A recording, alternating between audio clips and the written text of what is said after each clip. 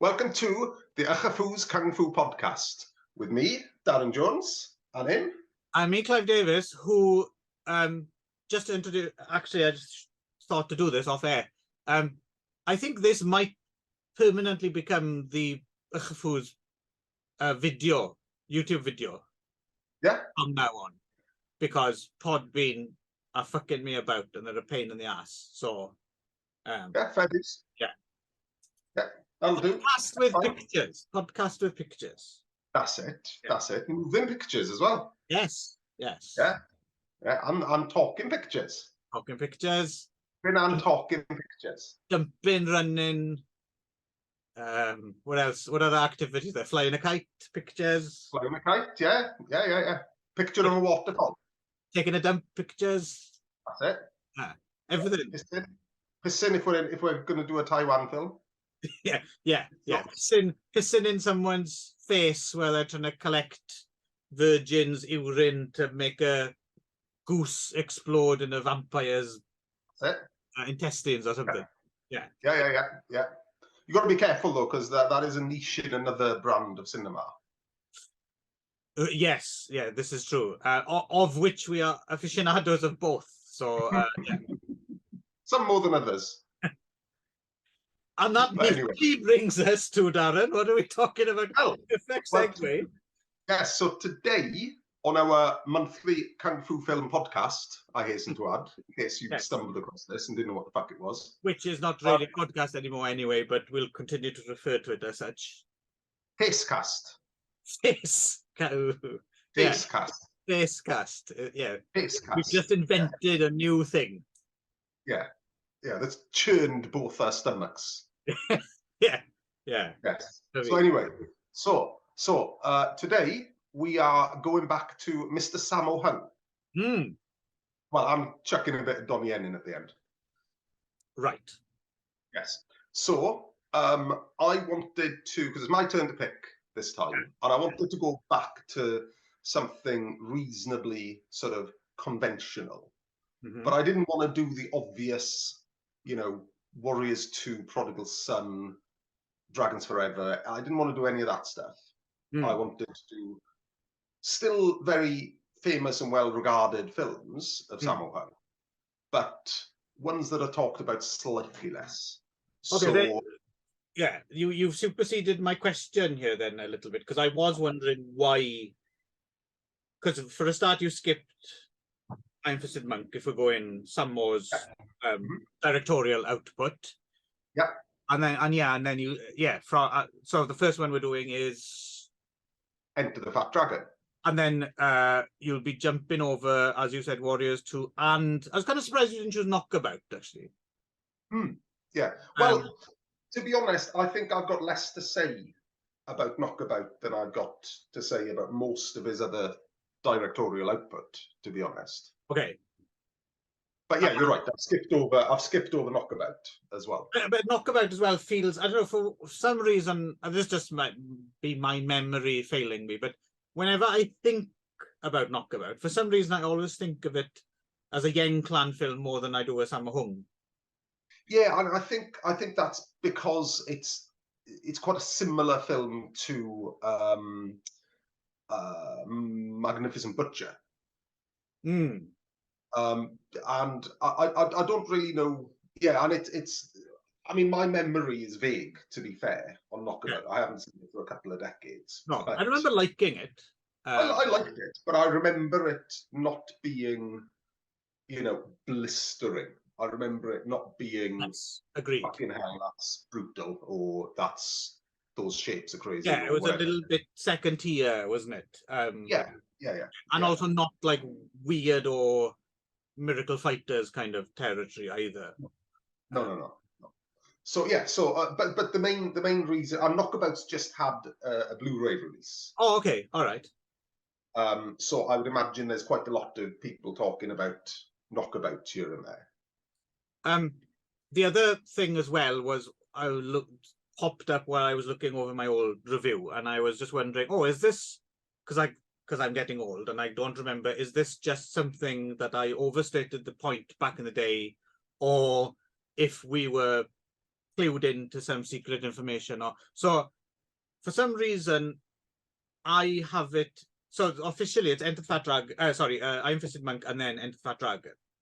Yeah. Then I put in my original review on Enter the Fat Dragon that Sammo had quite a lot to do with the direction of Huang Feng's Naked Comes the Huntress.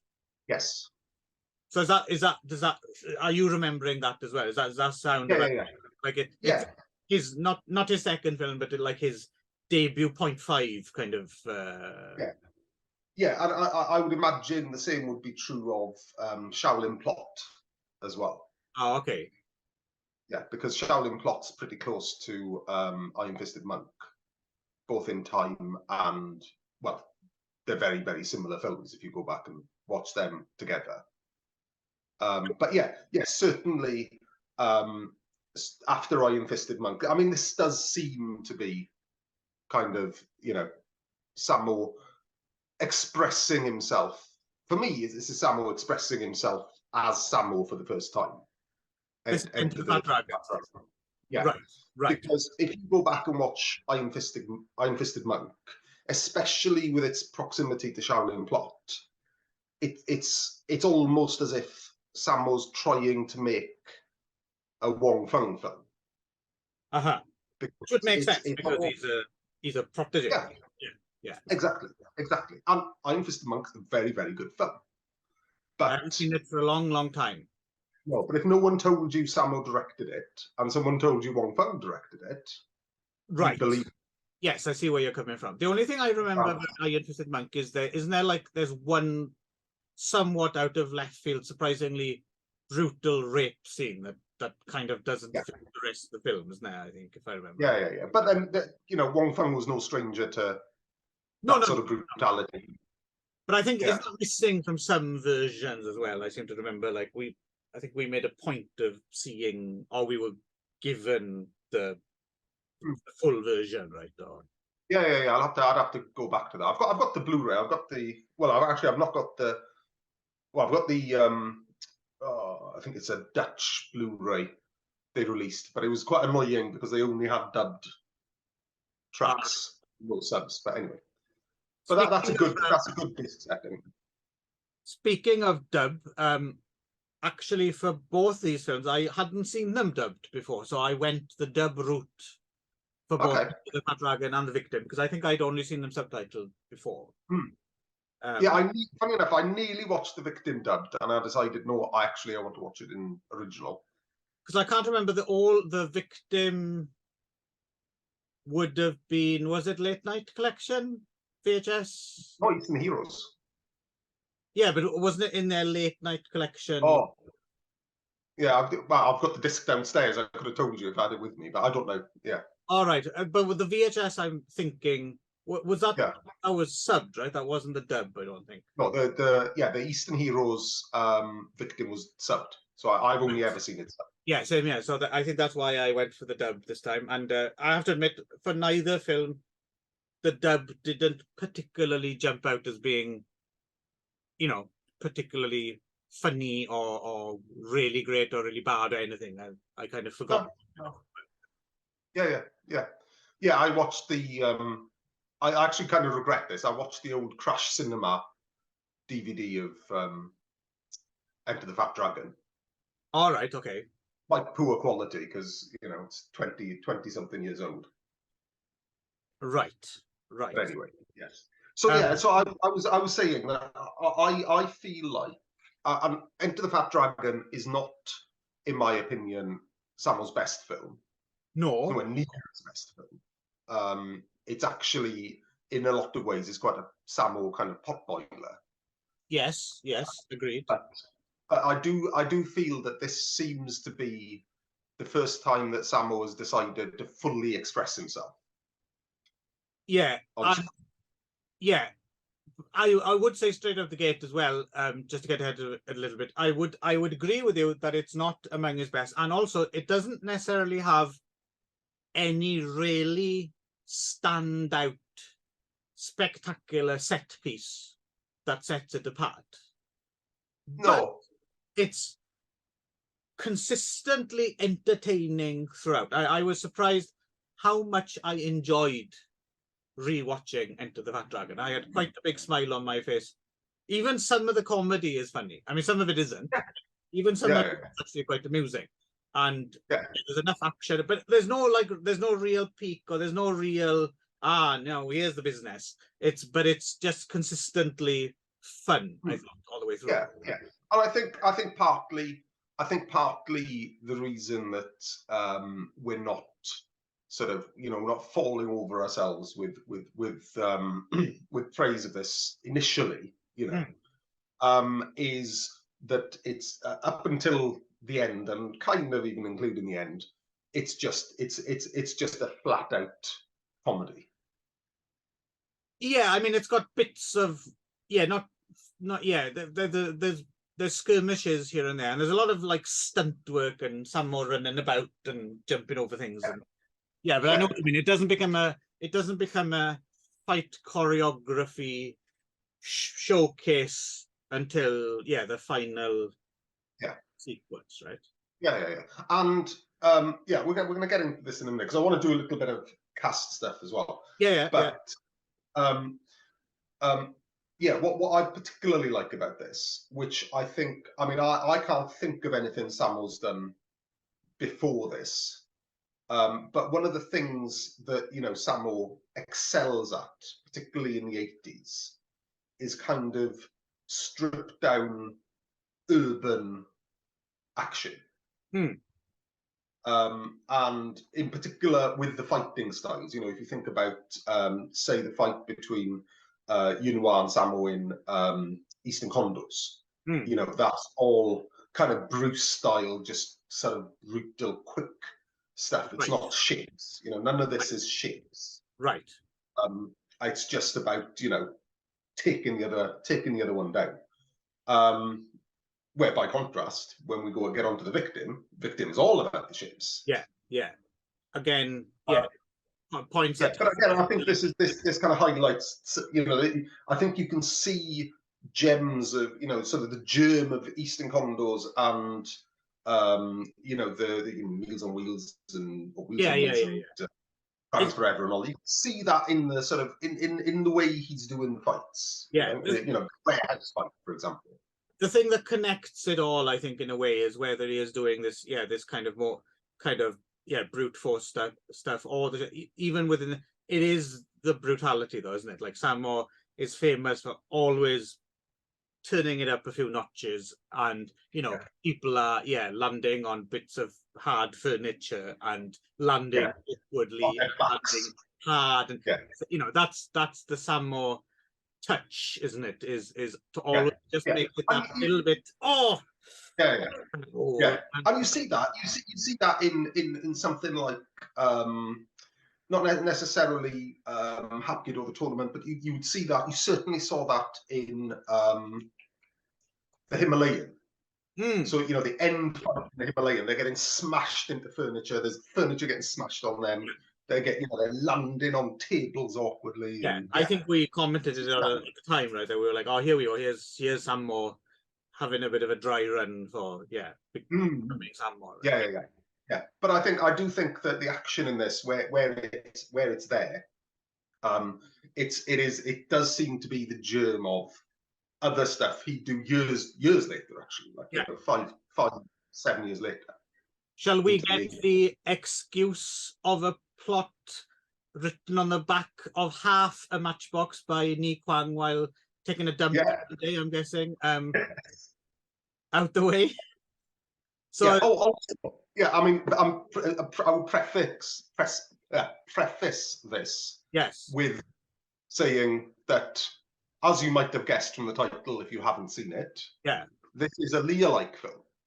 Yes, it is. And it's funny, actually, because it is, as well, quite respectful, as well, especially if you compare, so the same year, that horrible film, Game of Death, was finally released. I mean, in the form that it was, not not Game of Death.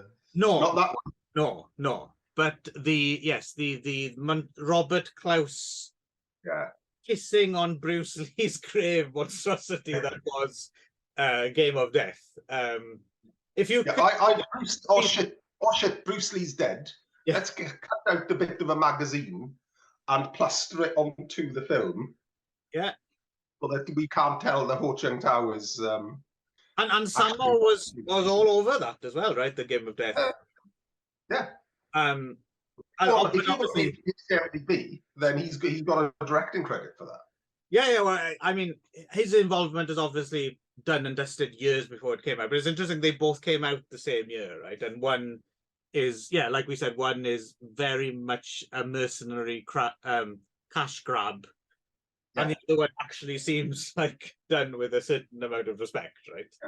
But yeah, and again, I mean, Sammo's proximity to Bruce Lee is, it's, from Game of Death onwards, Enter the Dragon onwards, and admittedly that's 1.5 films. But, that's, he had a lot of involvement in there. Oh, yeah, absolutely. I mean, and particularly Game of Death, yeah.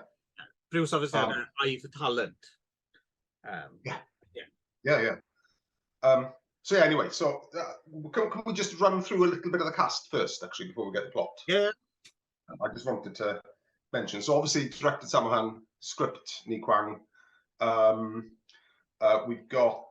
Don't forget the credit for Florence FCU brackets lady producer. That made me laugh. Yeah, she was a lady producer. Can you believe it? Yes. I mean, more to the point. Can you imagine if Mona Fong was credited as lady producer on one of her films? Can you imagine the reaction to that from Mona Fong? Or produced by Mona Fong brackets bless her close brackets. Oh, she had a go. Yeah. But there's so Enter the Dragon. Fucking hell, not Enter the Dragon. Enter the Fat Dragon. It's essentially got the whole Sammo crew in it. Right. So you've got in some larger parts than others. So Fung Ha-gong is in a pretty big role in this in particular. Well, Fung Ha-gong and Hwang Ha, both in it, are credited as Sammo's assistant choreographers. Yeah. So, again, I don't know. I mean, it would be very interesting to read someone do an article about this. But it would be very interesting to know, when the, Sammo Hung stunt team started, what it looked like and how it changed. I'll be very interested to read. Yeah. Well, actually, I'll be getting into that a bit more with the victim, actually, because that sent me down a bit of a rabbit hole in terms of I think I went down the same rabbit hole. Yeah, I found it quite interesting to try and tie it because we're so used to thinking in terms of cut and dried director, writer, producer, and as we know, when it comes to Hong Kong martial art films, I mean, it's not so simple, right? Some people are almost, I think, sometimes almost given token titles when they probably just mucked in and did everything together, right? So yeah, for sure. But yeah, it's interesting. So as well as kind of the stunt crew, you've also got the kind of the Sammo extras crew are very sort of visible in this. So you've got Man Hoi in there, Billy Chan's in there, Yun Biao's in there, Chong Fat's in there, Lam Ching Ying's in there, Yadi's in there. Fung Ha-gong, obviously, we said. Leo San's in there. So front and center, and both a spoiler warning and also a trigger warning. Lee Hoi San, yes. Lee Hoi San. Lee Hoi San is playing a version of Jim Kelly. Yes.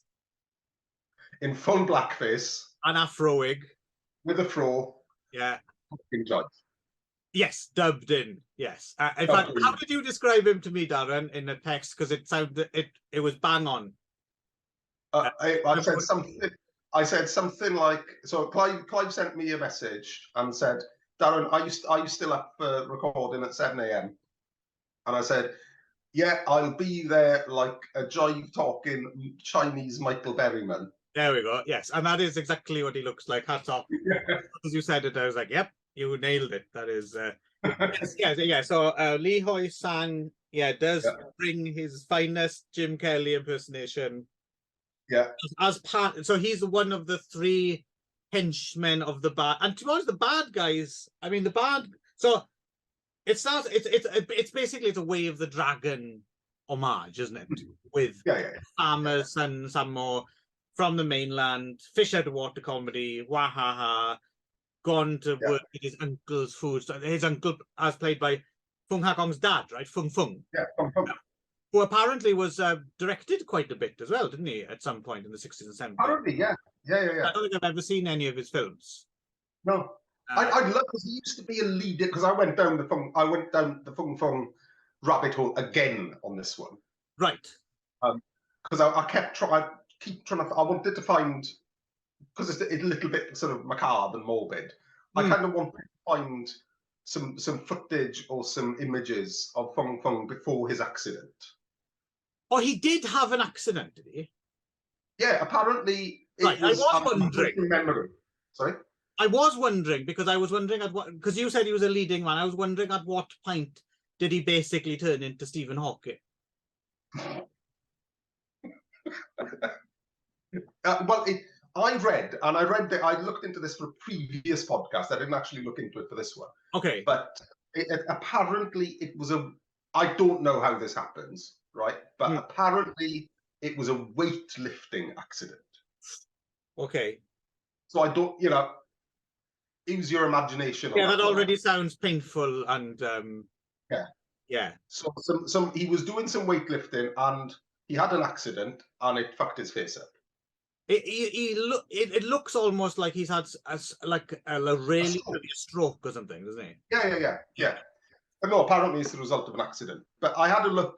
Went and had a look for some images, and I actually couldn't find any pre-accident Fung Fung images, because he's doing character roles post-accident, in like the early 50s. Right. Yeah. So yeah. The search continues, but I would absolutely love to come across a Fung Fung vehicle, from, I guess that would be the late 40s or early 50s. Yeah, or dig into a couple of his directorial efforts, maybe. I don't know if he did. I didn't have a chance to. I don't know if he did anything in the Fu vein or not, but don't know. I didn't end up looking into it, but yeah. And of course there's basically episodic hijinks involved with various crims. The two big ones being Peter Yang Kwan, who's who has a kind of interesting. I mean, he must have had. I noticed as well he had a planning credit, whatever that means. So whatever he's doing here is very much his choice to do whatever the fuck he is doing. Yeah, exactly. Same year as well, he directed 3 films apparently, and the last one he directed the same year, something called Old Soldiers Never Die. And Roy Chow. But I couldn't quite, they've never quite spell out what their criminal trade is, other than Peter Yang Kwan. It's around antiques, I think, isn't it? So something like that, yeah. But they've never spell it out. Yeah, drugs in antiques, Yeah, and this is one of the main failings of the film for me, actually. Now that we're talking about cast and roles, is there's not a big bad in this. Right. So Peter Yang Kwan is kind of this kind of almost bumbling but quite malevolent professor. Well, his weird thing that comes in is at a certain point he gets a look at Lee Hye-suk. There's like 3 main women in this, right? Lee Hye-suk, Annika Lau, and Ankia Lau, sorry, and Meg Lam, right? And he recognizes her from his childhood, and he has these weird flashbacks about them frolicking, even though he's the same age and has the same weird No, but I think no. I understood that to be she looks like his childhood sweetheart who rejected it. She's a Oh, lookalike. really? She's not I actually think. childhood? Oh, okay. Well, that's the impression because she doesn't know him. Yeah, I suppose. I don't know. Yeah, Anyway, I think so. yeah. So he wants to get her kidnapped and drugs her and puts her in a crate. And Roy Chow's, yeah, I know it because Roy Chow's almost like he's not the bad guy. He's almost apologetic through the whole. He's like he's never really doing anything bad. He's just looking by and he seems actually like relative. He might be all right, that Roy Chow. Yeah. But he's the kingpin. He's the crime boss. But he doesn't really do anything. He just wanders around in a suit, inspecting some antiques and kind of looking very dapper looking Roy Chow. Yeah. I was struck by what a good looking fellow Roy Chow is. Yeah, and if I can let the Inshore Scope podcast bleed into this one a little bit, just for a second, then I'm having loads of fun seeing Roy Chow and Peter Yan Kwan because very recently we've seen them in very different roles. You know, we've seen Roy Chow the romantic lead and Peter Yan Kwan as a much more villainous lead in the early 60s. Yeah. So yeah, I'm having a lot of pleasure from that, and I thoroughly recommend if you're into the Fu and you're into Chinese cinema, then have a little look at some of the earlier stuff. It's good shit. Yes, in fact, you might find a gateway in the form of the Inshore Scope video, the face thing. Yeah, but so as I was saying, so the failing is you've got Roy Chow, the crime boss, doesn't really fight. He can't fight. Well, that's the thing. That's the thing. I would have loved to have seen if they'd have amped him up and made him properly nasty. It would have been good to see him versus Sammo, but you never get. Oh yeah. Well, I don't think he's that kind of performer. No, but along the same lines as well, not to the same extent, but a Beardy, for example. I'm sure Roy Chow probably has the chops to get away with it as a sympathetic fighter. Yeah, possibly. But I suppose it goes back to because Sammo and Beardy's the exception. Possibly Karl Maka. But I think for the particular fights that Sammo wanted to do for this, I think you have to be an experienced performer. I think you have to be. Yeah, well, yeah. So speaking of which, after a load of nonsense, there's a warehouse fight, and it's well. First up is Lee Hoy Kelly, the Black Dragon himself.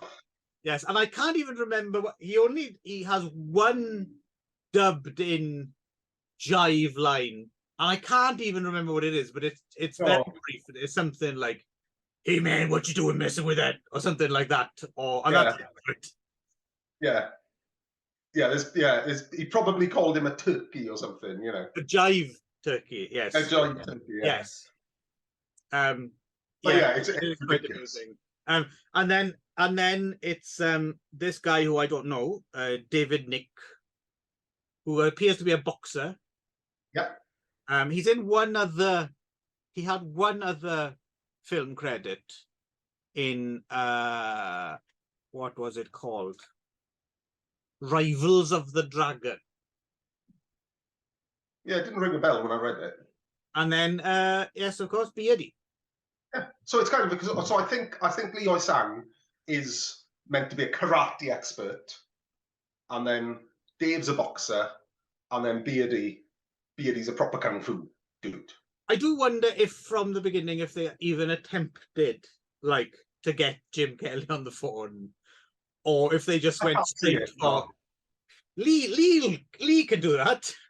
Yeah, exactly. Yeah, stick some gravy browning on him, he'd be all right. I mean, who knows? What we don't know the back. I mean, not to disparage Lee Hoi Sang, but you never know. Back when it was potentially acceptable in certain parts of the world, it might have been his party routine. He might have done it after the day's shooting is done. Lee, do your Jim Kelly routine, and he'd come out from behind the bar.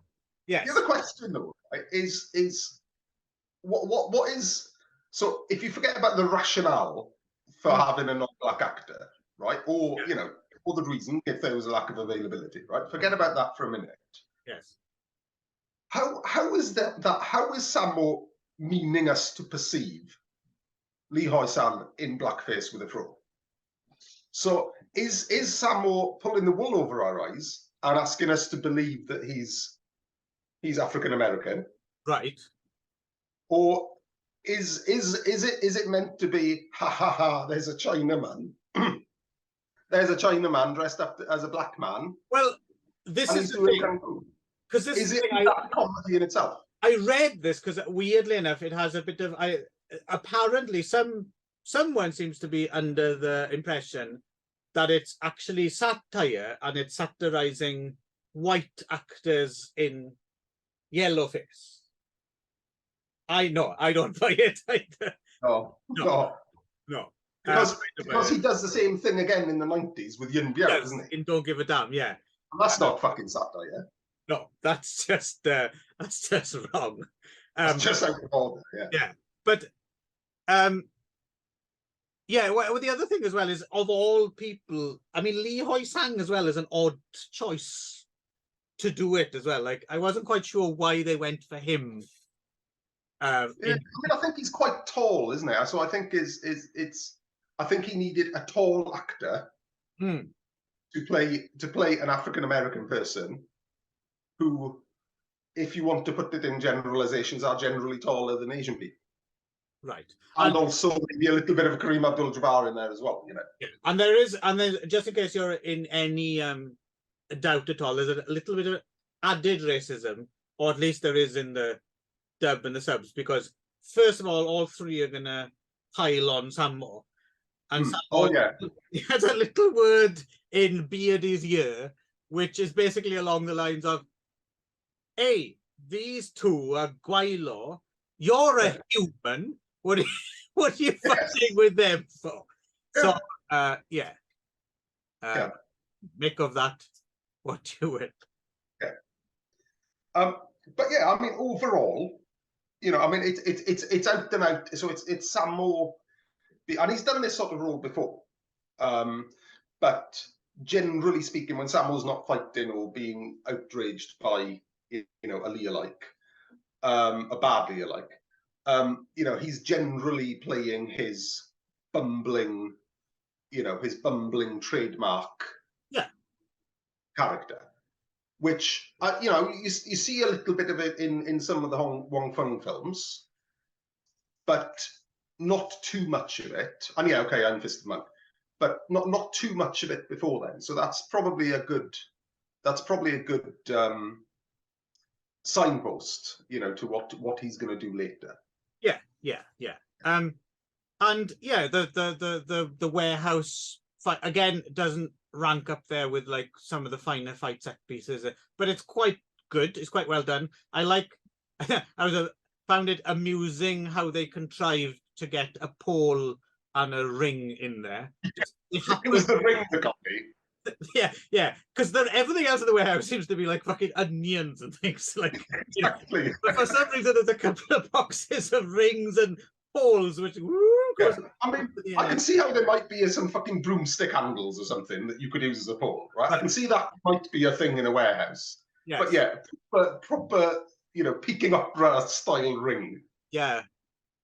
But you know, I was glad to see it. Yeah. Oh no, good when they turn up. That's it peaks things a little bit again, and yeah, it's good. It's a good. What is it? 5-10 minutes or something? But then pretty much the film's over, and it hasn't really. But I was just struck when the film. You know, when it wrapped up, I was struck. I was like, "Oh, hang on! I've just been thoroughly entertained for the past 90 minutes." You know, there's not a dull moment. Also, something interesting I picked out. So going back to the fights, or to the warehouse fight at the end. So Lee Hoi-sang, Dave, and Beardy. Something I picked up, right? That I'm just in the back of my mind, it just kind of. Yeah, sorry, Darren, just interrupt. I would I think you should refer to him as Brother Lee. Brother Lee. Brother Lee, yeah. I'm not going to do that. But yeah, so Sammo, I think it's when he's fighting Lehigh Sam, does a load of snake style. Yes. Which is a year before Yunu Ping does anything with snake style in Snake and the Eagle Shadow.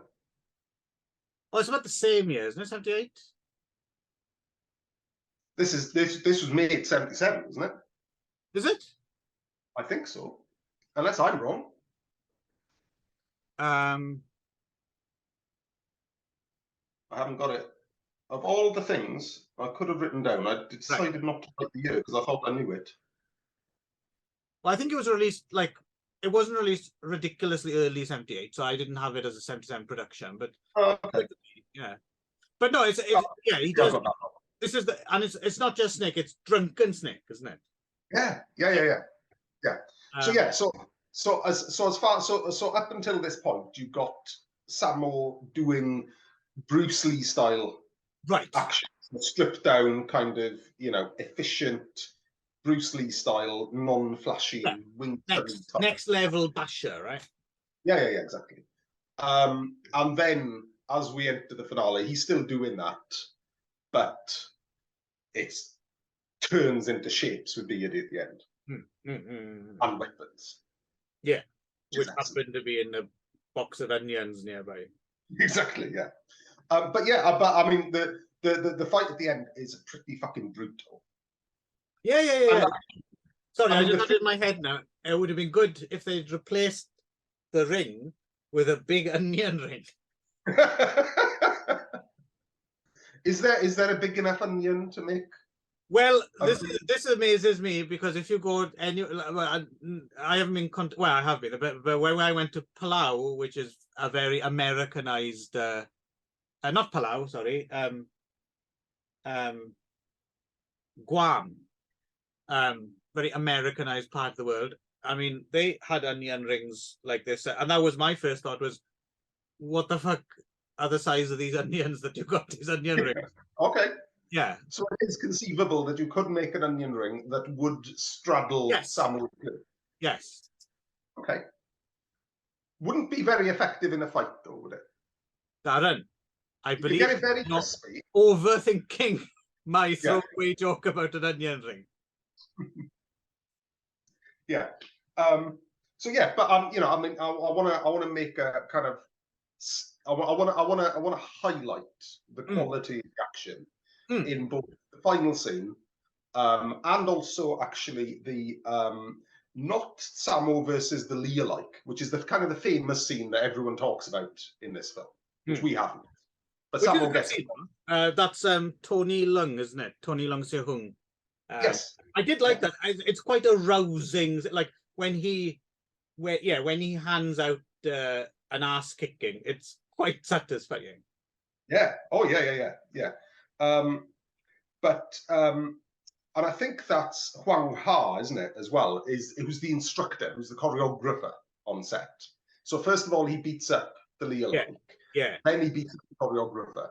And the choreographer fight is fucking... Yeah. No, I forgot to mention it just because I kind of thought I'd covered the waterfront by just saying episodic, because that is exact. I mean, that whole bit where he just ends up on a film set is piffle, narratively speaking. It's a total yeah. But it is a fun thing. Yeah, but I think that that's what Sammo wanted to achieve with the whole film anyway. I guess. Yeah. So there's no way that wouldn't have been in the film, because I think that's what Sammo wanted to say throughout the whole film. Right. Yeah, it is a pivotal scene, which is oddly not pivotal in a way. And to be honest, throughout the whole thing, even when there's a lot of, if you get to thinking about it, a lot of just people falling over things and getting knocked over and all that stuff is first class as well, isn't it? All the way through. Yeah, good. Yeah, very good stuff. But yeah, I think that Sang in it very briefly was the assistant director. Yeah. I think yeah, the next year he's going to make his debut as a director with The Challenger, right? Yeah. Which I've not seen The Challenger, but I have seen the one you made after that, The Loot, which I've always enjoyed a great deal. That's a very good film.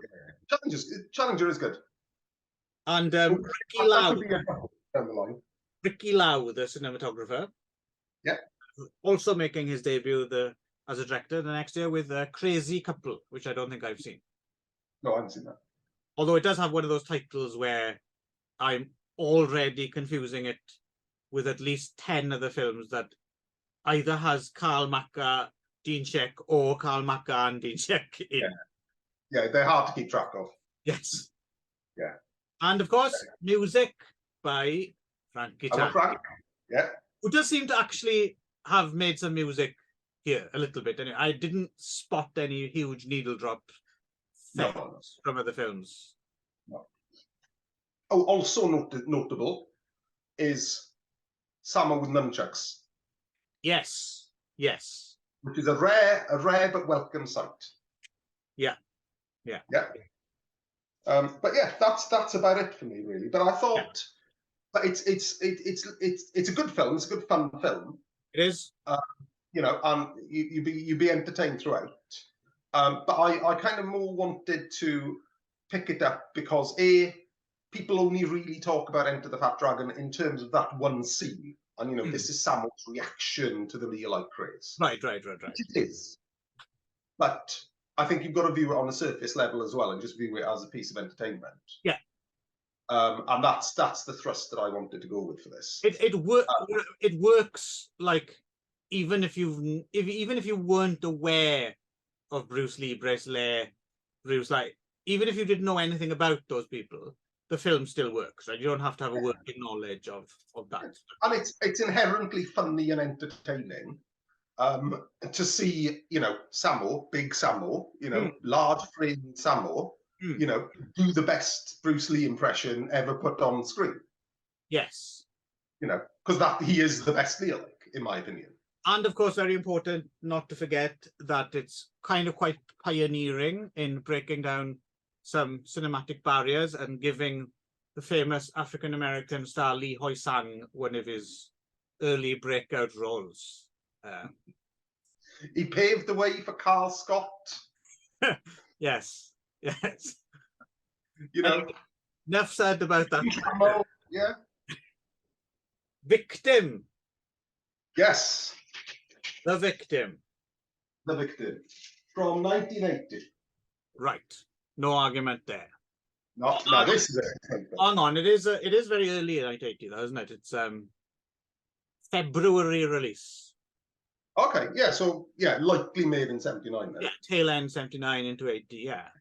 Yeah. Basically before, just I suppose next would be Encounters of the Spooky Kind, right? Yeah. Encounters of the Spooky Kind and then Prodigal Son straight after that, yeah.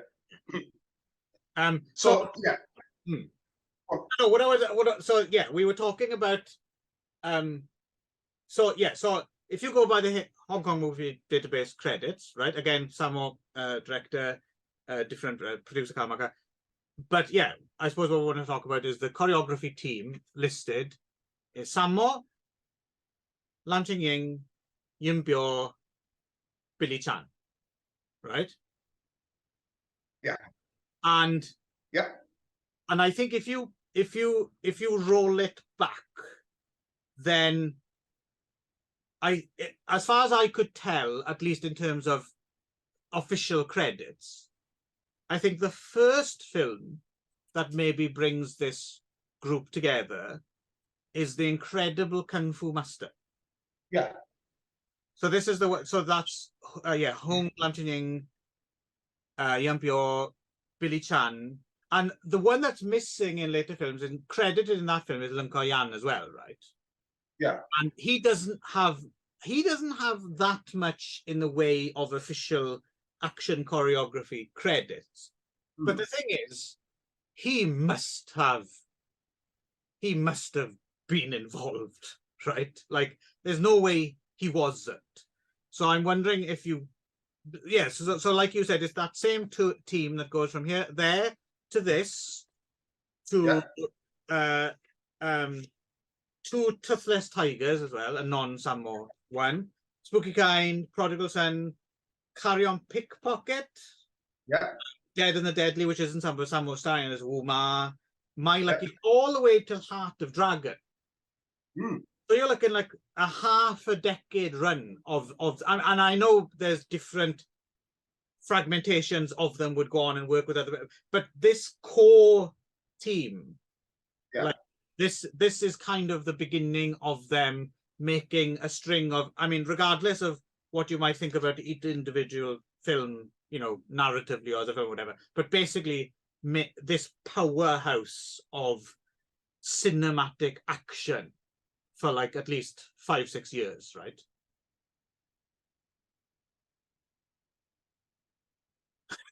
Awkward pause. I'm back now. Had you disappeared?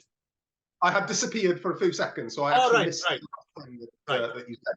I wasn't sure if you were like about to say preposterous and I'd got something wrong, and you were no, I'd actually frozen. Okay. But you caught the majority of that, right? So and this is the stunt team that becomes the Sammo Hung powerhouse. Yes. And yeah, I mean, I picked up on something similar, actually, specific to Billy Chan. Okay. So it varies. So there's always a different. There's always a variation in who's in the team between, you know, in the period that you spoke about. But someone who is always present in this team, who is Billy Chan. Sorry, I'll rephrase that. So when Sammo does shapes, right, and I'm talking particularly intricate, kind of hand-to-hand footwork, kind of not necessarily kicks, flips, and, you know, acrobatic stuff, but I'm talking about the kind of up close, you know, fast-moving hands and feet shapes. He's always in the mix in the choreographer credits. Right. Well, it's interesting. You're quite right, but it's funny though when you have a look at, because later on, actually, in a post that period we've been talking about, he becomes a director in his own right. Yeah. And the films he makes don't necessarily reflect that, oddly enough, as director, right? I'm looking at the list now. New Mr. Vampire, Brother.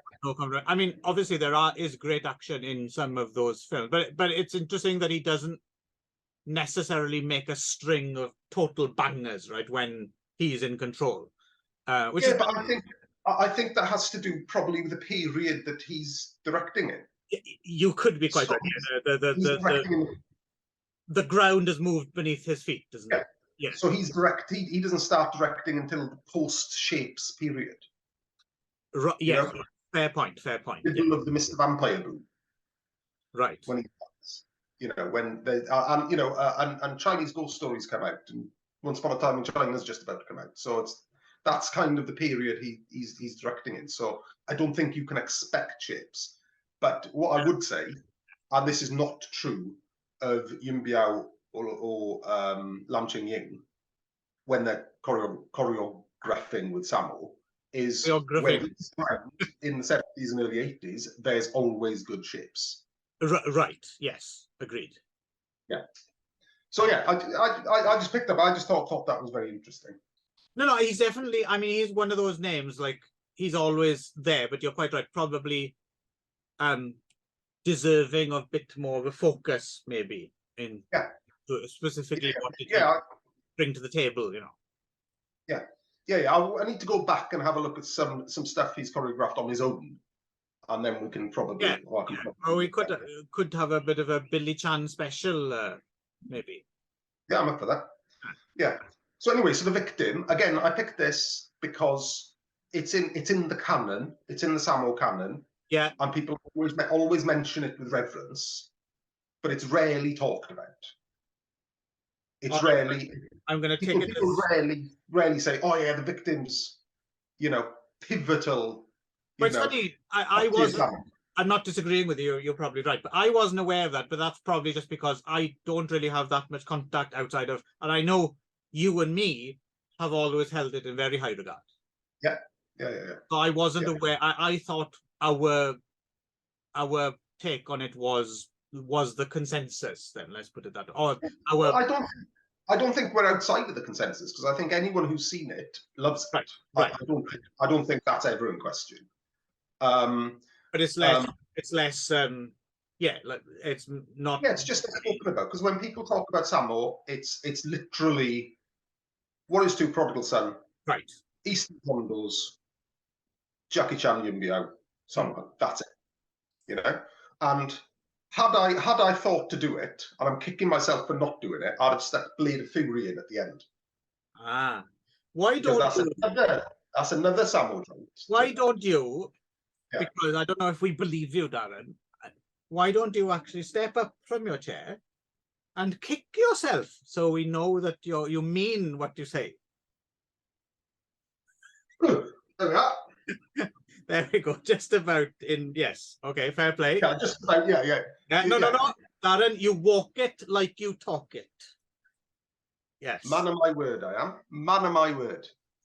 But yeah, I think so. I think that the victim is very well thought of. But if you're new to Sammo, then it might be 6th or 7th down the list. Right. You know, I think it should be a little bit higher up the list. No, the victim is definitely a better. It's comparing apples and oranges really, but it is a better film than Enter Fat Dragon.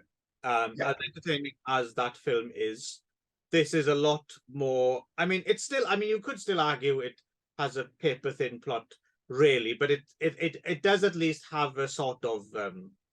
It does have a narrative arc, right? Yeah. Which and I think we can probably avoid speaking about it unless you specifically need to. But I think it pulls a twist, which I had totally forgotten about.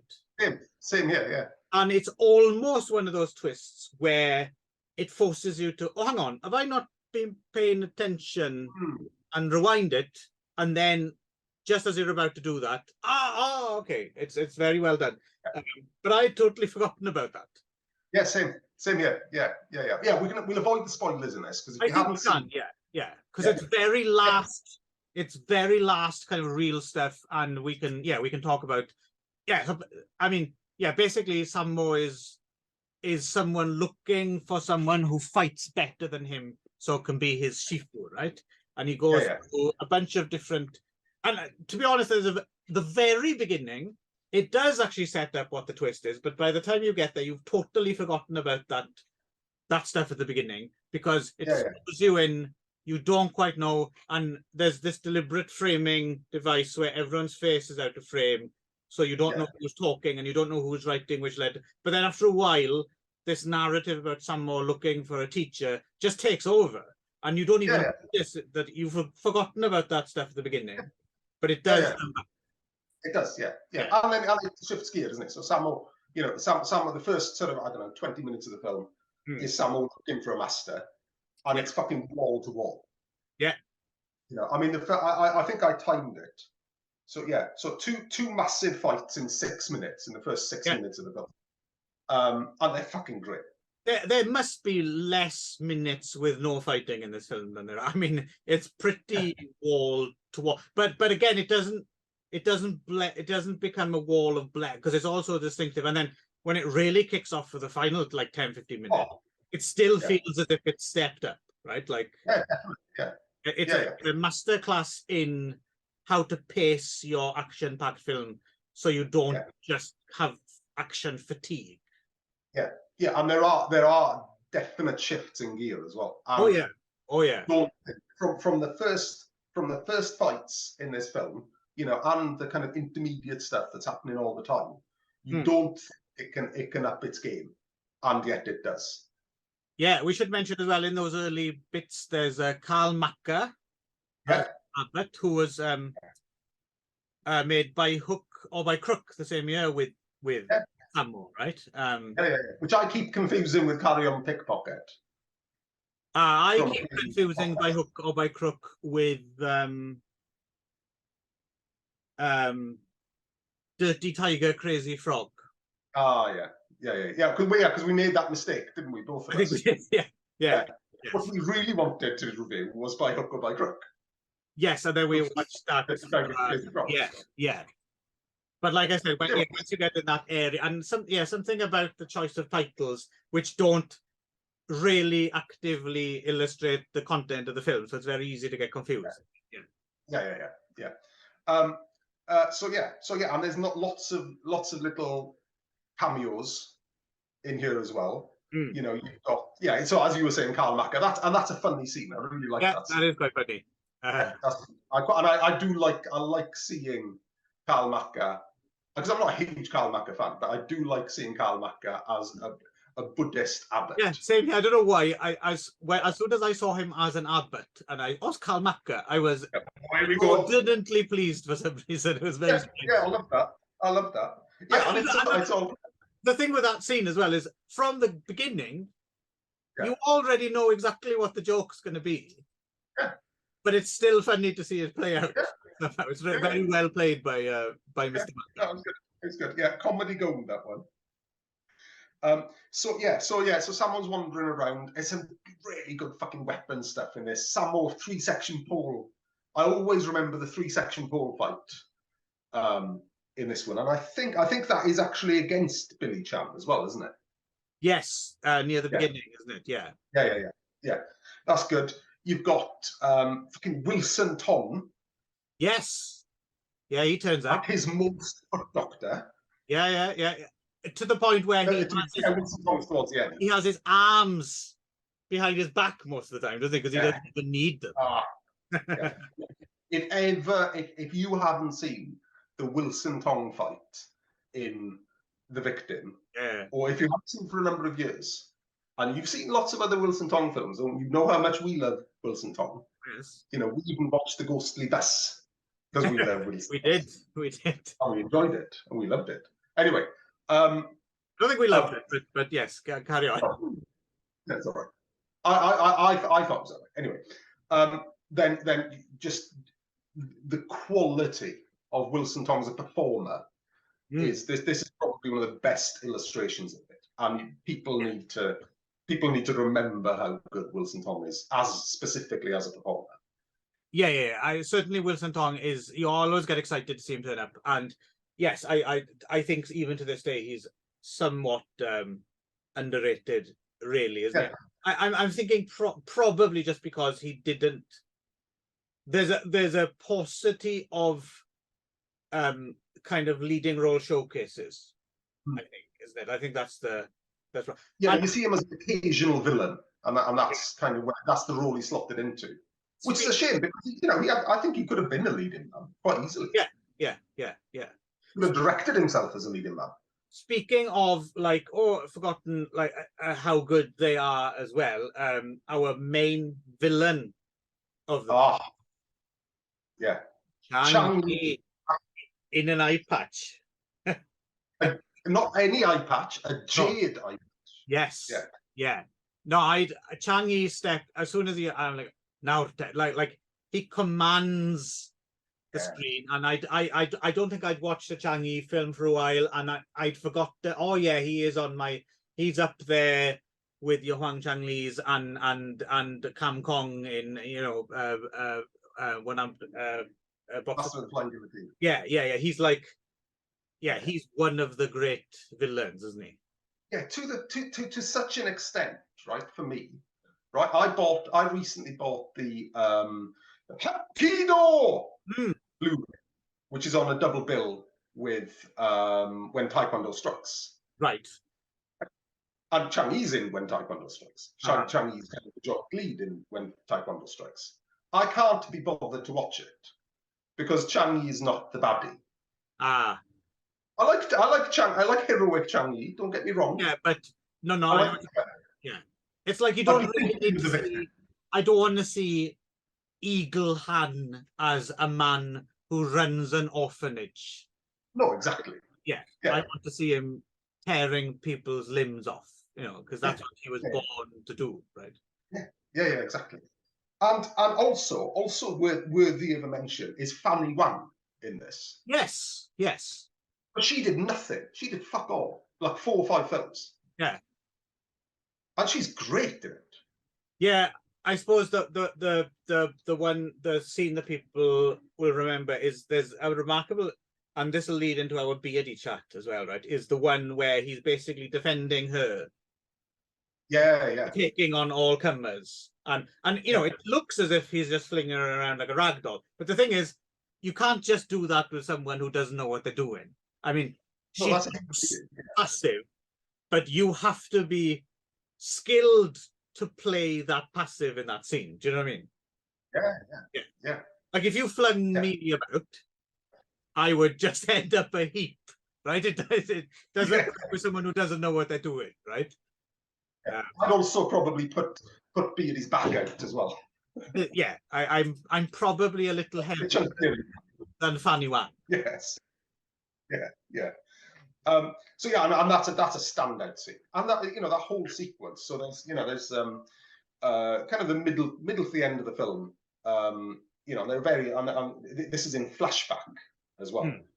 Is so the basic thrust of the film, and Chang-Yi doesn't really come into it until kind of mid end of the film, but the thrust of it is, and the thrust of why Chang-Yi is the big baddie is that he's Beardy's brother, or adopted, or Beardy is adopted into Chang-Yi's family. Yeah, Beardy's the adopted brother, and Chang-Yi's the jealous real son of who is it? Always an old man in films, Cheng He. I don't think I've ever seen Cheng He. I suspect if you went back to the 50s, Cheng He might be playing an old man. He's one of those actors. But yeah, so he deathbed scenes in his filmography, right? A lot of that. Yeah, definitely. I bet everyone was jealous of him on a set as well, because everyone else has to do choreography and fighting and oh, Cheng, have a lie down. We'll come to you in a few minutes. Oh, lovely time, yeah. Oh, you're done for the day. Thank you very much. But anyway, but Chang-Yi's the jealous older brother, very entitled. He doesn't like Beardy having a nice, pretty wife, and he thinks he deserves the wife, and he's entitled to Beardy's wife. And the reason he's after Beardy is he basically wants to abduct and forcibly marry Beardy's wife. Fanny Wang has a real gift of a brother as well, doesn't she? And to your point about gear shifts, like, am I wrong in thinking that he does actually get killed, doesn't he? With the wrong end of the sword to the he does get killed, and then someone just goes, "Oh, sorry, didn't mean it." And I don't think she grieves her brother's death even. He's a bit of a also, interesting point that I didn't actually know until I researched the victim. Peter Chan and Billy Chan, brothers. Oh, there we go. No, I didn't know that either. No, I didn't know that. So, that's the little rabbit hole I went down. I went down the Billy Chan. It's interesting, isn't it? Every time we do one of these, it's interesting. You go down this hole, I go down that hole. It's quite interesting. We always find something without previous kind of discussion. We don't. We always end up somewhere different. We don't portion it out. We're worked out so far anyway. But yeah, I mean, so Beardy. So it always amazes me, because Beardy is, of course, the most famous example, right? Of he's the basically non-professionally. Sorry, he's an actor. He's pretty much an actor. But he wasn't martially trained in any way, shape, or form, as far as I know, until he had to do it for the movies, right?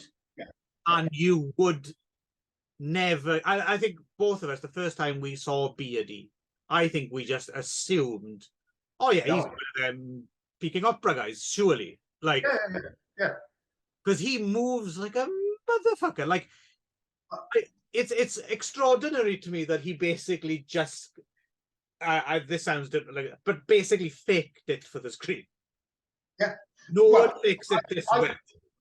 Yeah, well, I want to say two things about Beardy. Number one, I take it all back about Beardy, because for a number of years back in the day, I was watching Beardy films and I was kind of quite dismissive of Beardy. And I love Beardy, right? I love Beardy. Thundering Mantis is coming. Wait, we have to talk. Yeah. Thundering Mantis is coming, as is possibly Danger Has Two Faces. But anyway, that's a different story. But yeah, I was always kind of a bit dismissive, saying, Beardy, you know, whenever I'd watch Beardy, I'd say, yeah, that's a really good fight, but he's not really kung fu, is he? You know? Yeah. But, so I take that back, first of all. Yeah. You know, having been reminded of, I mean, I can't imagine a non-Peking opera trained, non-kung fu trained performer having to learn the routines that he would have to learn in choreographing these, because most of them are one take as well. Yeah. The stamina, the dexterity, I mean, yeah, all of it. I mean, it's just remembering where to put your hands and feet, you know, for someone not tricked anyway. That's why you didn't have time to shave. That's it. See, yeah, he's too busy learning. So yeah, I completely take that back. But also, you know, we say, well, he's doing really, really amazing for someone without that sort of training. But actually, he has had training, because he went through the Shaw Brothers program. Yeah, I suppose he did. Yeah, he went through a certain amount of camp, but nominally levels, right? Yeah, and by this point, he's been doing this for probably 6 years. Right. So you know, but still, I mean, respect holding his own against Sammo Hung and Chang Yi. Yeah. Right. Yeah, and who are both Peking opera or Taiwan opera trained in Chinese case. Yeah. Yeah, so hats off to. I mean, Beardy doesn't really need it. He is a fan favorite, obviously, but it's just, it surprises me every time I see him deep in the shapes that. Yeah, and this, you know, if you're into Beardy, you know, it's for me, you know, the top of the tree. This is. It's got to be. Yeah, that's the other thing I suppose. You know? Yeah. If maybe if it doesn't crop up as, like you said, the must see when people talk Sammo, surely it must when you're talking Beardy, right? Oh, for sure. Yeah. And I like comedy Beardy, right? I think Beardy is hilarious when he decides, you know, in the 80s to go and be a funny man. But my favourite Beardy is gruff, stern Beardy. You know who Beardy looks a bit like? It just occurs to me. And again, my memory might be wrong, so maybe he doesn't look that much like him. Jesus. No, the lead singer of Ten Benson. He does. He does. What's his name? Chris something. Is it? That's him. Yeah. If you're listening, Chris, you look like Beardy. You do. Yeah. I think. I'm going to go on there. I'm going to go on Ten Benson's Facebook group and post this and say, Chris, we give you a shout out. You look like Beardy. You look like Beardy. Like that time we were going to go around Kim Newman's house and sing "Your House Smells of Cum." That's it. For some weird reason. I don't know why we did that. I think there might have been either alcohol or other substances involved in that. I think so. And we didn't, which was probably for the best. Kim Newman didn't have to call the police because there were a couple of Welsh weirdos outside his house talking about his house smelling of cum for no good reason. Yeah. And we probably would have taken nightmare movies down there to get signed as well after we sang about this. After we annoyed him. Yeah, exactly. Yeah. So yeah, certainly top of the tree for Beardy. There's the weird Dracula bit to talk about. well, yeah, I mean, I couldn't help thinking bit of a dry run for Encounters of the Spooky Kind. Yeah. Except it doesn't really go anywhere. It's just Sammo has to retrieve a body from the graveyard or from the forest, and instead of fighting these 6 thugs that he's already beaten up previously when there's been another fight with the same thugs, he decides to dress up as Dracula with a full cape and a little dicky bow and like a dinner suit with fans and frighten them away. It's Dracula as you would see Dracula in like a Dave Allen sketch or something like that. Yes, definitely. Yeah. But the thing about it as well is I was a little bit confused with it because when that part happens and that character dies, and someone says, "Oh, you three, take this person out and bury them wherever."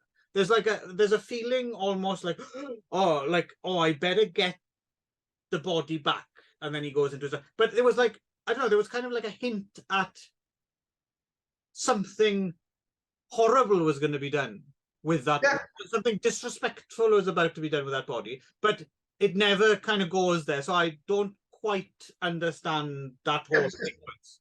Yeah, exactly. Yeah, it seemed out of place. I enjoyed it. Yeah. I enjoyed Sammo dressed up as Dracula being silly. Yes. You know, and there was a bit of comedy, you know, because they're going to bury a body. Someone's brought like a Van Helsing style portmanteau full of crucifixes and garlic and hexagonal mirrors and stuff. And there's a bit of fun, you know, with a kind of almost the kind of Roman Polanski fearless vampire killers. I'm the wrong sort of vampire, my dear. Right. Yeah. But I have to admit, as soon as I saw Sammo lurking in the background with the fangs, I did hear that music. Da da da da da da da da da da music. Yeah. So that's interesting. And there's, you know, there's quite a lot of comedy in it as well. So, you know, we've spoken a lot about the action. We've spoken a lot about Gruff Beardy and Lovely Fanny and Nasty Changi. But yeah, there's a lot of laughs in this. You know, there's a big kind of naked fight in a sauna. Yeah, very Eastern Promises. That's it. Yeah, see, Forerunner. Yeah. But the odd thing about it as well, though, is you're quite right, but it's almost I had to have you remind me of that, because by the time the film is finished, every time, I've totally forgotten about the comic content of the film. Yeah, and this is the thing. This is what Sammo is so good at. You can have Sammo can put 100 fucking pratfalls, 100 piss jokes. You know, he can, you know, bum joke. You can get fucking arse out. Because Sammo does get his arse out quite a lot. An alarming amount. Yes. You know, you can have all of that, and you can have, you know, the lamest Chinese kung fu comedy, but he is a fucking master at switching those gears to making you pay attention to the stakes and caring about the stakes. Oh man, yeah, and then when him and Changi are going at it and fucking Raxor Kelvi, it is. Hell, yes. Good use of Raxor Kelvi, by the way. It's and so I do have one quick, because obviously we both thoroughly enjoyed this as much as ever, it seems, this way around, would you say? I do have one question. The very last coda of the film, the very, very, very last one, is that actually supposed to be the character in disguise? Yes. I can't. The one that goes, "Cheer up, baby," or something, because it's in English. Because the last lines is like 3 lines at the end of the film. Or is it just someone who happens to look like him and he thinks it's him? Well, no. Because he runs away. Ooh! So I'm guessing he's being chased, and they start freeze frame of someone going, you know, the other one's just about it. So it doesn't make sense that it's not that character in disguise. Otherwise, he wouldn't get run after by the other character. Yes, but if you're gonna, again, taking it too seriously, you do wonder, like, dude, what the fuck? I could have done with your help. But yeah. He almost died. Well, actually, and it's very difficult to discuss this without spoilers, but I will try to. Endeavour, yeah. So one of the themes of the film that kind of rides quite low under the radar. Yeah. How much of a coward Beard is. Interesting. So there are numerous times during the film, particularly by Changi, and also actually by Fanny, whatever her name is. 21. Yeah. He gets called a coward. So that kind of penultimate scene, could that be designed to inspire him out of his cowardice artificially? Yeah, I guess it's. I mean, obviously that. Yeah, I mean that's what they try to do a number of times to get his back up, right? Yeah. And yeah, I suppose you could read it that way. That yeah, finally he Yeah. has. But also you've already seen a mechanism by which that could be faked Hmm. in the film previous to that. That's true. Or here's an alternate reading. Yeah. Sammo actually is a vampire, and that's the only scene in the film we see him as one. So he just comes back, dressed as a, what was he dressed as? A gravedigger or something. Like an old man. Yeah. Yeah. So there we go. There's an alternative take again that Sammo Hung is yeah, that's stupid. Sorry. Anyway. Yeah. So what the double bill? Enter the Dragon, Victim. I mean, great fun. Yeah. Great fun all the way through both. But especially, yeah, Victim is. It was a nice reminder. Thank you, Darren, because I hadn't seen it in 20 plus years or something. I'm glad I watched this again and was reminded quite what the I don't know what the term would be. Not quite a minor classic, maybe, I suppose. Yeah, I think so. Yeah, I mean, I don't. I don't put it in the same category as What Is Two Prodigal Son, Eastern Condos. I don't Certainly not Prodigal Son, because Prodigal Son is, I think, everything about that film is just a little bit. Yeah. But yeah, and I think I mean, I put in my notes. It's a lesser film, but what a fucking lesser film it is. You know? Yeah, imagine this being you know, we should be so lucky to make a lesser film as this anytime soon. And you know, something that I was thinking of during this is What Is Two Prodigal Son, right? Which are the kind of, they're the Wing Chun films that Sammo made. They're the films as far as the specifically kung fu genre that he's most famous for. They've got very high production values, right? Everything looks slick. There's some lovely sets. There's some good locations. Sammo's obviously had a lot of time and money to choreograph incredibly intricate sequences. I'm thinking about those sequences with the flags, the burning flags when he's doing the picking up, or the flags and all that. And, they're very lavish productions, right? So Golden Harvest obviously slung a load of money at them, right?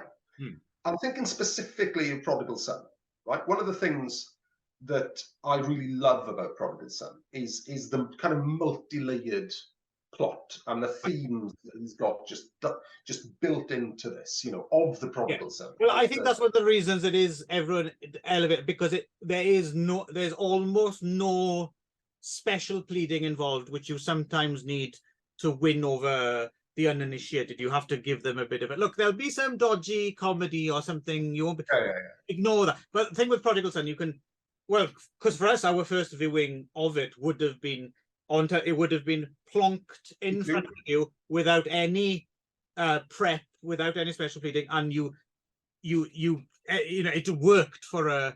It is the one of the films that makes someone a kung fu film fan. Yes, that's certainly the case for me. Yeah, me too. Yeah, because we would have seen the same BBC Two screen. Yeah. But the point I want to make is the production values on The Victim are fun, but he obviously had a lot less money because it's an independent production. It's not a Golden Harvest. So no, it's production company. It's Graphon. It's the only film that they have on their list at the Hong Kong Movie Database. But I do wonder that, if there was a little bit more time and money available, that it wouldn't be thought of more highly. Maybe. Because I think, because the script is bang on. The script is a Sammo style script. With that level of complexity, which I think he gets from Wong Fun. That's why Sammo's such a good writer. It's definitely a mid-step. You can see Enter the Fat Dragon, Victim, What Is Two Prodigal Son, right? It's a definite ascension, isn't it? Yeah. But yeah, I mean, I think generally though, I mean, it's you're going to come back to The Victim because of the quality of the action. Yeah. And it is, and it's good to remind ourselves that this is some of the best action Sammo ever did. Yeah. Certainly some of the most intricate. Yeah. Because so much of what Sammo does after this, you know, parking aside, you can even say Prodigal Son is less than this. Parking aside Encounters of the Spooky Kind, because that's fucking mad shapes in that. Parking that aside, you know, Sammo after this kind of he moves the Enter the Fat Dragon style of action forward, which is the bone crushing, efficient, you know, new wave basher, right? Choreography. But you know, I want just views, just specifically the fights, the action, the shapes, the footwork. Yeah. I want to see that in the same conversation as certainly Encounters of the Spooky Kind, certainly Warriors 2. Yeah, yeah. Well, it's in that. The film is either of them. It's in that bubble, isn't it? It's in that kind of post Snake in the Eagle Shadow, Drunken Master shapes who really, really peaking, but then new wave takes over and there's more wuxia and modern action comes into it. It's that gap in a way, which actually, when you get to thinking about it, is smaller than you remember it being. It's a limited time for this, and I suppose the tail end is like from coming of age proper Jackie to Miracle Fighters. That it's the sweet spot, isn't it? Really, definitely the sweet spot for old school fans. Yeah. Breaking news. Apparently, mainland China, where I think you can still get away with this kind of thing. They're making their big Jim Kelly biopic. Mr. Jones cast Lee Hoi-sang as an elderly Jim Kelly in the last stages. Have that work in flashback, of the film. Yeah, perfect. Are we going to get Yun Biao? Are they going to get Yun Biao to play the kind of middle-aged Jim right Kelly? Yeah, no, I don't know. Anyway, we should probably stop talking about this. Enter the Fat Dragon 2019. Yes. Speaking of mainland, because this is a Chinese Hong Kong co-production, right? They also go to Japan, but I don't think there's any Japanese money involved as far as I know. I couldn't see production. What do you think Japanese actors? Well, 2, I think, unless you count the extras and stuff as well, maybe. Because a lot of it as well was a lot of the Tokyo stuff was obviously sets as well. So I'm not even quite sure how much they shot in Tokyo, really. There were a few bits I saw, like street bits, that were like, oh yeah, okay, that's definitely Tokyo, but not as much filmed here as you might think, I think. No. Well, and a Japanese director. Yes, Kenji Tanigaki, who's been a bit of a mainstay of Hong Kong action for a few. He's worked on a few Donnie Yen pictures, right? Yeah. He's on Sakura as well, which is the new one, isn't it? Yeah. He's on the SPL films and stuff, isn't he? Yeah. He did some stuff in Japan prior. He did direct some films here as well, and then he seems to be him and co-directed by Aman Chang, right? Aman Chang, Kenji Tanigaki, from a script co-written by executive producer Wong Jing. Yes. Who unfortunately is in it, in a role originally meant to be played by Sammo, right? Oh, I didn't realize that. Yeah. I can see why Sammo might have not wanted to do that. Yeah. So, Enter the Fat Dragon, a remake in name only, really, and the original Chinese title corresponds as well, right? Fei Lung Go Gong. In name only, nothing, fuck all to do with Enter the Fat Dragon. But we didn't know that, and we had to watch it to find out. So, well, I'd heard it was nothing to do with Enter the Fat Dragon. Oh, okay. I didn't know. At this point, I knew it wasn't a remake. Okay. I didn't know because I hadn't seen any trailers or looked it up. Okay. Yeah. Well, it's a nice one to sling in there anyway. Yeah. Consider this a bonus. Or the point at which you can switch off because we've stopped talking about old school kung fu. Yeah. So this one, this is, I mean, I suppose I would like to say front and center that this film wasn't as terrible as I expected it to be. No. It's kind of passable mainstream nonsense, and to be fair, it does have some rather good action in, because of course Donnie and his stunt team are involved, right? So that's all right. But I couldn't quite get my head. So the setup is basically Donnie Yen's a cop, right? Yeah. His fiance is Nikki Chow, who's like an actress, a TV actress, and she's kind of insecure because he's the good guy, the perennial good guy, Superman, always trying to help others, and she kind of wants him all to herself, kind of thing.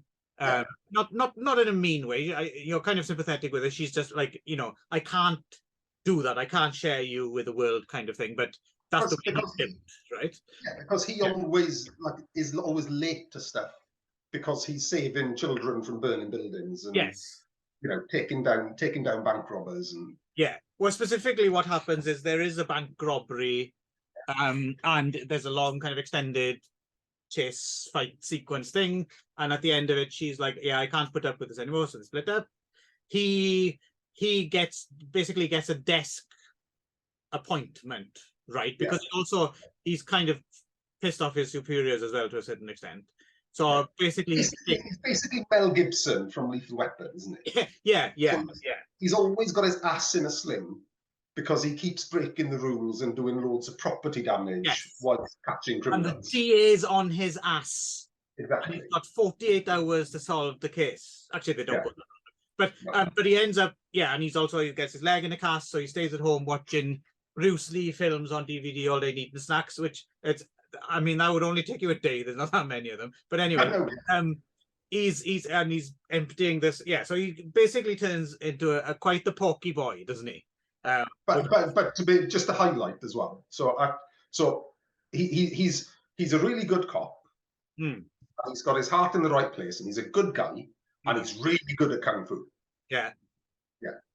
And he stays good at kung fu even though he doesn't seem to practice any. No. After he gets out. But he's still really good at kung fu. Yeah.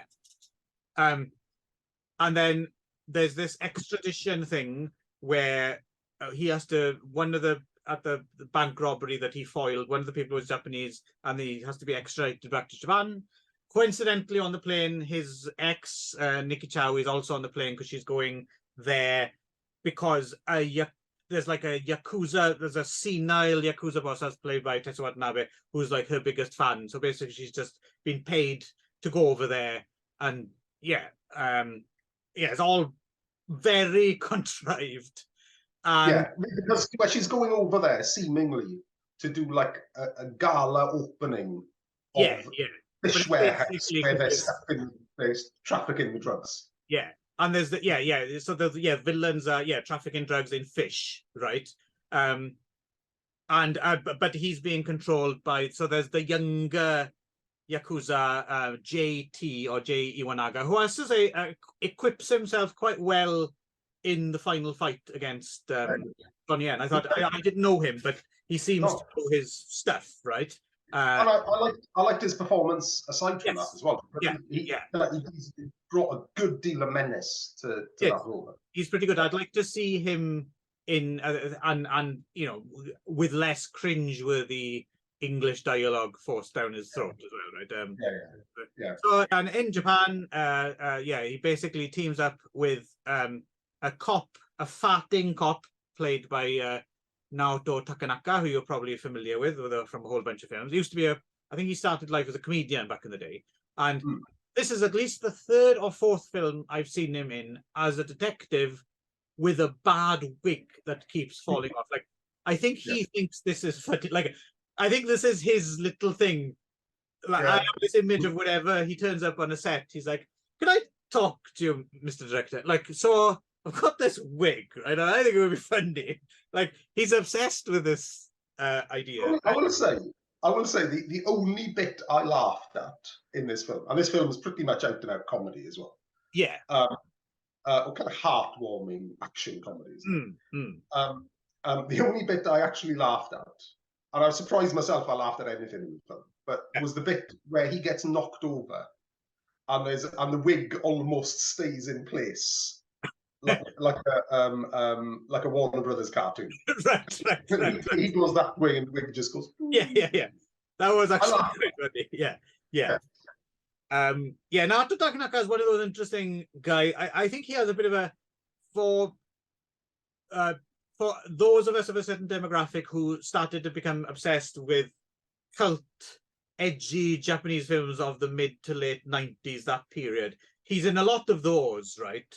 So I think, but then after I moved here and I saw him and lots of things, and he's actually like, I think if I'd have just stayed in that fandom, I'd have thought, oh yeah, Naoto Takanaka, he's one of those cool like cult actors, right? And then you realize, oh no, he's in everything, and he can sometimes actually be really annoying. And as I suppose you must get the same thing with Beat Takeshi as well, then. He's like the Terry Wogan of Japan, isn't he? Yeah, as well as being a really good filmmaker. Yeah, I suppose with Beat Takeshi's he's a little bit more, at least since I've been, he's a little bit more in control of his own image. So he kind of, whereas Naoto Takanaka is a bit more of a jobbing actor kind of, and his comedy is more broad. You know, he does a lot of this kind of. Yeah, but I was kind of more talking about your experience of before you moved to Japan. Yeah, you know, Takeshi was violent. Yeah. As opposed to pop dramas. Yeah, and go there and switch on fucking Takeshi's House Party. Now that sounds like a show I would watch. But yes, I know what you mean. Yeah. He's very much a fabric of the mainstream television, not edgy, psychotic policeman. So yeah, and then there's another character as well, the kind of irritating Jessica Jan plays. I don't even quite know what she is. She's an interpreter for Yeah, she's an interpreter for the Japanese cops. Right. Also flies a helicopter. Yeah, because there's the big end fight is on the Tokyo Tower, right? And yes, and there's a lot of CGI as well. I mean, there's a few, and there was another. You're talking about bits because they're notable because they're few and far between, but bits that actually made me laugh. There's a bit during a chase scene where I don't know why it's not particularly clever. Oh, is it the two reporters? Yes, yeah. I like that. It's from Banana News, and and his microphone is a peeled banana. That's it. That made me laugh. Well, no, I actually quite like that whole sequence because there's this big sort of chase sequence, isn't it, with the bank robbers, and then you've got two news crews in their news cars, Tomato News and it's Banana News and Tomato Daily. That's it. Unfortunately, Tomato Daily doesn't have a tomato-shaped microphone. No, which you would think would actually be easier to achieve given the shape of a microphone. But anyway, we'll leave that. Anyway, so they kind of pull up beside this kind of ongoing fight where Donnie Yen is taking down the gangsters from a moving van. Yeah. And then they start, they say, oh, no, it looks like you're going to get beaten. Looks like he's going to take you down. Here, take this hammer. Because we want more ratings because the fight Yeah. Something like that. And then they both kind of crash.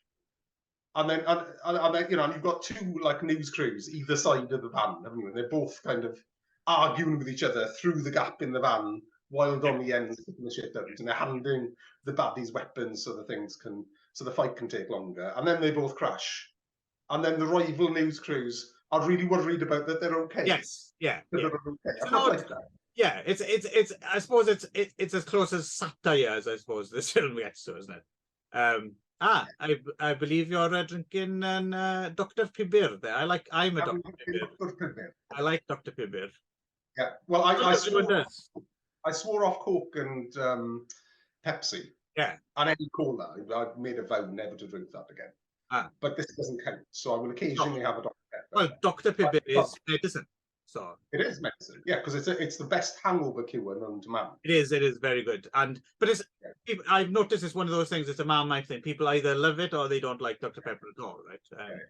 Anyway, so yeah, banana news, tomato daily. That's quite amusing. Yeah, so I suppose we should emphasize more. So yeah, so Donnie Yen for this other part of the film is a fatty. He's a fatty. Yeah. But what's kind of surprising is where you think they're going to go the fat shaming route and get wow laughs out of it. They don't. And in fact, the only time someone calls him a fat bastard, they're made fun of, right?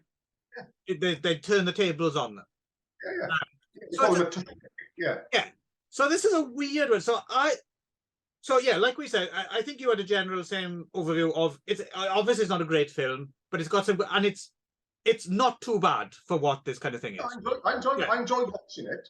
Yeah. Whether I recommend someone to watch it, not necessarily. But if you found this on Netflix at 10 o'clock at night, right, you've got a beer in your hand. Yeah. That's a nice hour and a half to spend.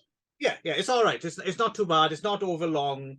And it's generally kind of more like these films sometimes they bore me for stretches of time. This one didn't bore me because it's always going, even though what's in front of me isn't exactly the highest quality. It's not the best comedy, it's not the best drama, it's saccharine sweet sometimes, and it's got this annoying use of music, but it's not boring. It moves along quickly. Donnie Yen is always kind of likable, even though he looks fucking weird in his fat makeup stuff. I mean, there's a few bits where he gets like almost these freeze frames where he's grinning right at the camera. There's something quite unnerving about those. Yeah, because he just looks unnatural, doesn't he? Artificial. But what I can't figure out is, so Sammo Hung is fat, right? He can't get away from that. So he incorporates it into his shtick. He's the fat dragon. Got it, right? Now, regardless of whether you think it's acceptable or not, I understand where someone's coming from if they're like, oh, wouldn't it be hilarious if Donnie Yen is fat and we can do all these fat jokes, but he can still do the action, right? But they don't do the fat thing, really. Yeah. What the fuck is this? I don't understand. If you made this, well, I was going to say, if you made this film without, you told the exact same story, but in the interim, Donnie Yen didn't get fat. Yeah. Then it kind of plays almost exactly the same. But then again, I was thinking about it. Well, actually, no, because if he just stayed good looking and fit, I suppose the film does lose something. Yeah. But they're grinding that axe fairly heavily that it's okay to be fat. That's not any longer a negative thing. That's now unacceptable to make some fun of someone who's fat. And you still have the love of a good woman just as much as when you were skinny. As long as she's not fat and she's hot. Double standard always in play, right? They're going for that pretty hard, Yeah, but it wasn't what it was. It's a weird mismatch where I don't know if I'm convinced or not, because on the one hand, I suppose it's nice that they did that, and that's not what I was expecting from a cynical kind of big budget mainland Donnie Yen film. But yeah, I don't know. It's an odd artifact. It has no connection apart from name recognition, I guess. And again, I'm kind of surprised. I mean, it might be in the Chinese-speaking world. I don't know, but certainly, Enter the Fat Dragon doesn't have enough name recognition to cash in by making a film with the same title. Well, as we were discussing, certainly, and again, we don't know about the Chinese-speaking world, but I would suspect that Sammo's Enter the Fat Dragon is pretty much forgotten by now. Yeah, I don't know. It's difficult to tell because I was going by the. So the thing is, in Japan, it was called Moe or a Devil Dragon, I think, something like that. So it's like a burning fat dragon. And which is exactly the same title as except it's Burning Fat Dragon Tokyo Mission or something this version is called, right? And oddly enough, thinking about it through the lens of Sammo fandom in Japan, I can see that naming this film with almost exactly the same title and then just adding Tokyo Mission, I can see how it would have got a certain demographic who don't normally go to the films to go out and see this. So I'm wondering if that's also the case in China and Hong Kong. But it would actually, oddly enough, the one place that marketing would work would be here, I think. Whether it did, I don't know, because I don't think it even played theaters here. I think it just ended up on DVD, as far as I know. But I think as well, you know, and it's not a cynical film, but you can tell it's been made cynically, or you know, it's been funded. Yeah. Because you know, I mean, it's obviously, to me anyway, was two things really jumped out to me. Right, number one, and this is apart from the fact that it's obviously meant to be a New Year blockbuster or a summer blockbuster. You know, it's meant to be a big bells and whistles film event. You know, right in Hong Kong at least. But firstly, it struck me that this is trying to be as international as it possibly can. So, you know, specifically Japan, specifically it's trying to cater to some sort of Japanese market beyond, you know, filming in a slightly more exotic location than Hong Kong. Yeah, although weirdly, it really goes out of its way to make Tokyo seem, the police in Tokyo, to be like the most corrupt police in the world, which was a slightly strange take. Yeah.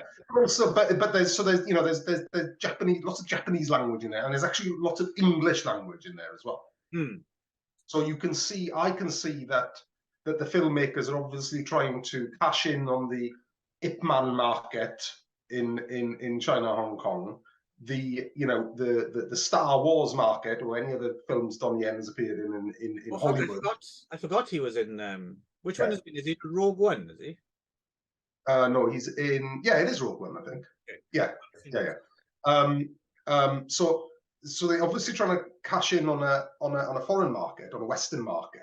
Well, I think that would work for Ip Man as well, because I think Ip Man was surprisingly popular around the world, wasn't it? Yeah. So you know, Donnie Yen's got name recognition in the West. Yes. Which is the case with most other Hong Kong stars. Yeah. You know, plus Japan. So so in that way it's cynical, but also. I seem to sort of, and I haven't seen enough Donnie Yen films made in the last at least 10 years, right? So I'm going to hold my hands up there, and I may be talking out my ass, but it did seem that this was designed, both action designed and sort of script designed, to make Donnie Yen some sort of new iteration of Jackie Chan. Interesting. I kind of see what you mean. The fat schlub kind of thing, right?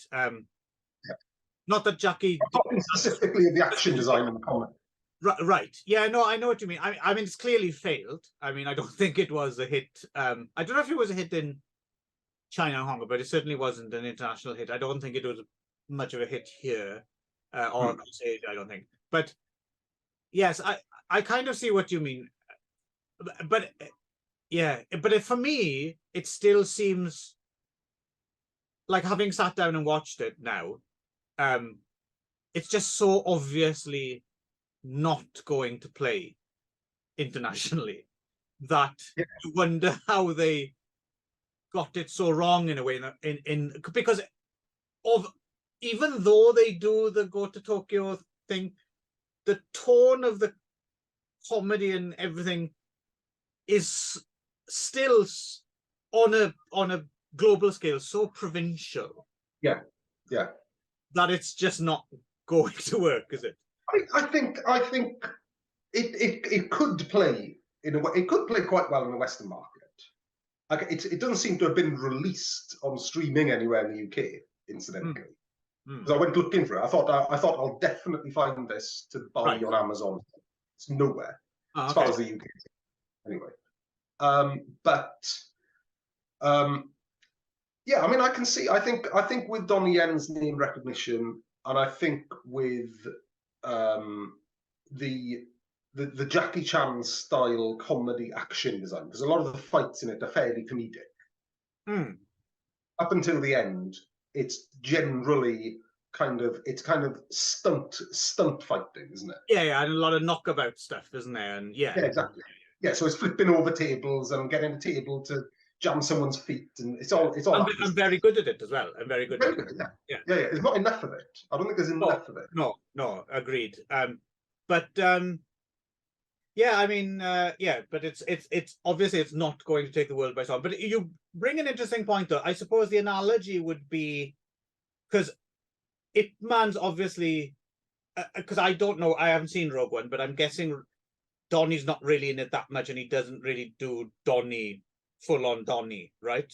Or he does a bit of kung fu with it. Okay, which is cool. But that seems like more of a blip because it's not a vehicle, right? It's not a Donnie Yen vehicle. So I would say that the closest he's come to cracking international is probably the Ip Man series, right? Yeah. So I'm trying to make the analogy. It's obviously more.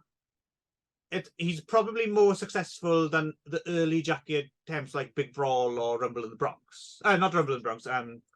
The Protector, but it's maybe that level of where before Jackie properly went over and got Rush Hour and all that. Rumble in the Bronx seemed to be the one for whatever reason was in video shops around the world and people saw it. Right? So I'm guessing you could put Ip Man. Ip Man is Donnie's Rumble in the Bronx, right? So what? I think actually, I was going to say, what is it? Do you think that? What is it Donnie needs to make his Rush Hour? What is it that he needs to have his? Because does he do English? I don't know. Yeah, he's I think he was born in America, wasn't he? Right, so that's kind of surprising. But as far as I know, he hasn't ever attempted the Big Brawl or the Protector. He's never done a fully English language. But I think it's a bit of a fake comparison. With Jackie Chan. I think, although I've compared specifically the performance in this film to Jackie Chan, because I think that's why I brought it up. Yeah. But I think that Donnie's success and route to the US and the Hollywood market is much more similar to Jet Li's. Because but he's basically doing the same thing as Jet Li did. But again, I mean, in that, if you're comparing, then he yet has to do his Lethal Weapon 4, let alone his... No, he's in John Wick 4. Okay, and he's in there quite a bit? I don't know, I haven't seen it. I assume so, he's on the poster. All right, well, let's assume he is then. Let's say he's done his Lethal Weapon 4. So yeah, so I suppose next is his what was that fucking thing called? Not Kiss the Dragon. What was the... That was a good film. I liked Kiss of the Dragon. Kiss of the Dragon, yeah. Kiss of the Dragon, or the one, or the Rush Hour. So what do we think Donnie Yen is? Because the other thing here, which is of interest as well, is we were talking earlier about someone else, how the market has moved beneath their feet and why Billy Chan. So back in the day, Hollywood would have been the goal. But I'm wondering now if maybe for Donnie Yen, maybe it's more important to conquer the mainland map, which is already done. So is he maybe not even interested in going Hollywood? Well, no, I think there is an interest because I think he's in one of the Expendables films as well, isn't he? Have I imagined that? I don't know. I know there's a new one coming out. Is he in that one? Maybe. Might be. Yeah. So he's in John Wick. He's in Star Wars. Right. I'm sure there's something else I'm bloody missing as well. And wasn't he in Blade 2? Yes, he was. That would have been an early one. But again, none of them are vehicles, right? He's still in that. No, he's not got his own vehicle. Yeah, it's like that Korean guy who's in the G.I. Joe films. Yeah. Like he's yet to have an American Donnie Yen vehicle, right? Yeah. But the problem with that is the problem with Hollywood, isn't it? Is that the funding needed for a Hollywood blockbuster now. Yeah. It's just too risky to take on new property. It's too risky to take on new talent and plow $200 million into it.